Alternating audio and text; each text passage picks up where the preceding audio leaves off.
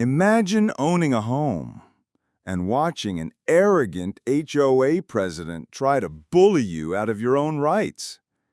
Imagine him thinking he's untouchable, only to end up signing the very document that destroys him. This is the story of how I turned a petty HOA president's power trip into my ultimate revenge, and how it almost ended his entire neighborhood association. Buckle up, because this one, oh, it's delicious. I used to own this beautiful piece of land.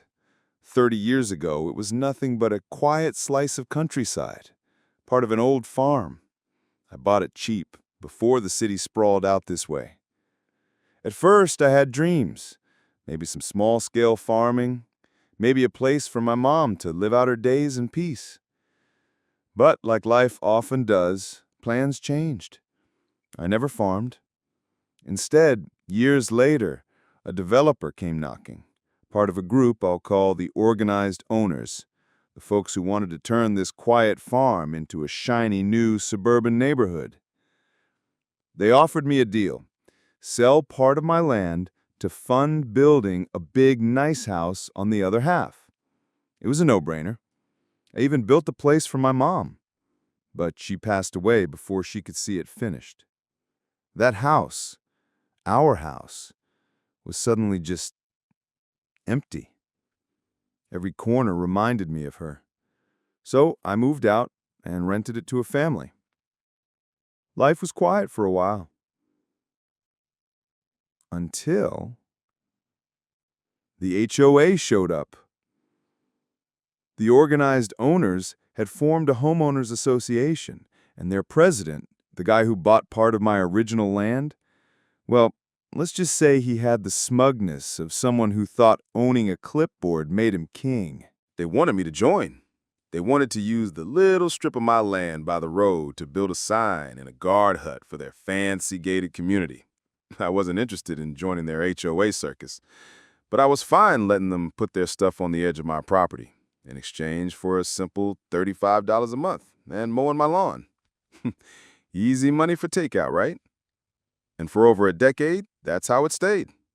They blocked off the old road, built their gate by my property, and my tenants were happy. I was happy.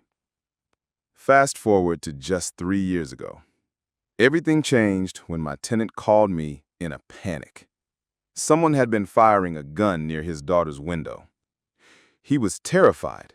So was the HOA, apparently, because suddenly they came to me with an offer. Join the HOA, they said.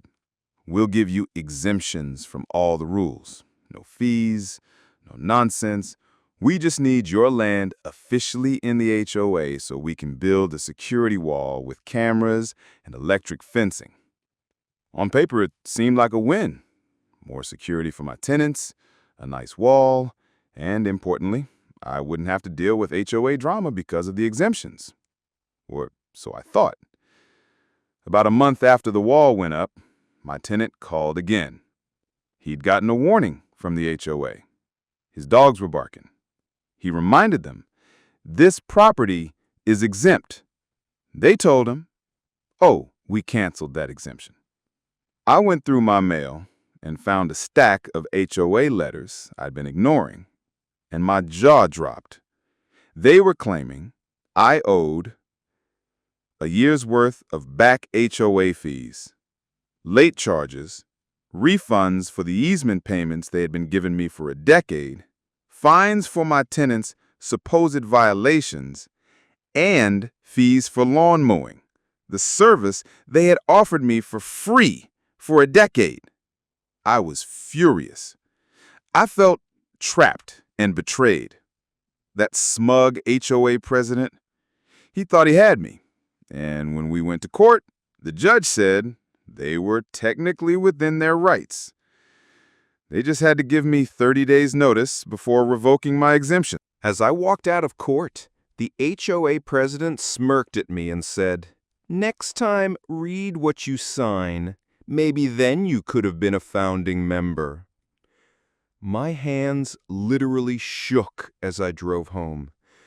My stomach was tight. My chest was hot. I felt played. That's when I decided they messed with the wrong landowner.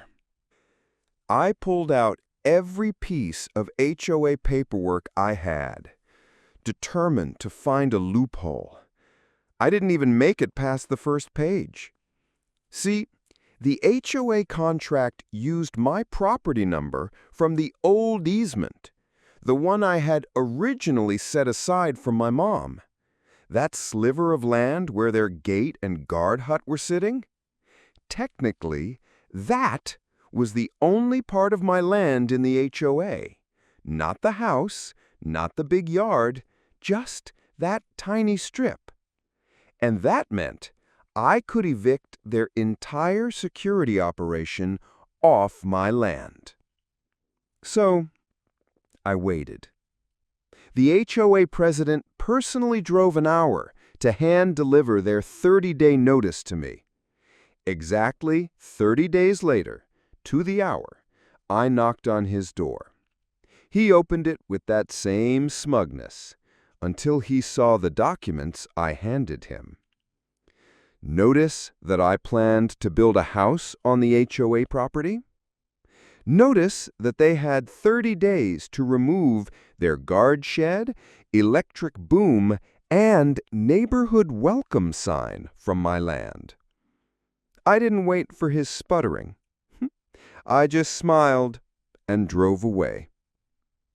Then came the phone calls. First, the HOA's lawyer. "We're not moving our stuff. It's in an unused portion of your land." I said, "Oh, it won't be unused. I'm building a house there." He scoffed. "You can't just build a house out of spite." "Oh, I'm not. The property has no house and is just barely big enough for one. It's perfectly legal." 5 days later, he called back, suddenly less smug. They realized they had already canceled the easement. They had no legal right to keep their structures on my land. And without that land, their gated community wasn't gated anymore. The HOA was on the edge of collapse. Negotiations began. They begged for a new easement contract. I drafted one, and oh, it was beautiful. Monthly payment, $500, up from $35.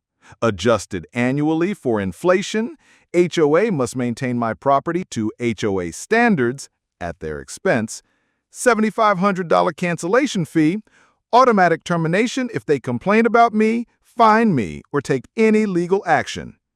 They pay all my legal fees if they mess with me. I even threw in some outrageous clauses just so I could concede during negotiations.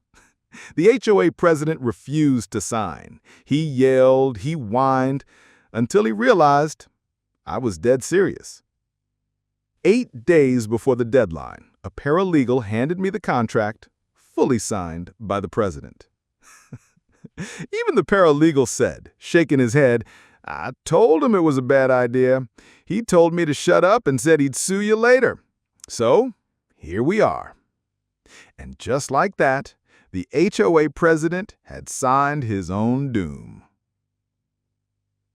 Within months, he was forced to resign.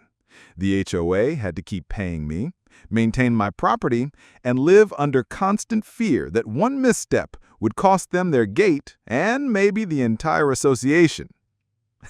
I even had some fun with it, built a dog paddling pool that looked awful right at the entrance.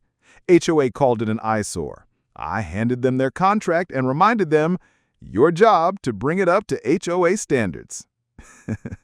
They fixed it. And that smug president? Well, he eventually sold his house and fled the country. The HOA even sued him personally for all the losses he caused them in his vendetta against me. I never planned it this way. But in the end, he taught me the best lesson. Never sign something you don't fully understand, and never, ever underestimate the quiet neighbor you think you can bully. So what do you think? Was this petty or perfectly fair? Personally, I call it justice served, with a side of $500 a month. If you enjoyed this story of sweet HOA revenge, hit that like button and subscribe for more tales of karma catching up to people who think they own the world.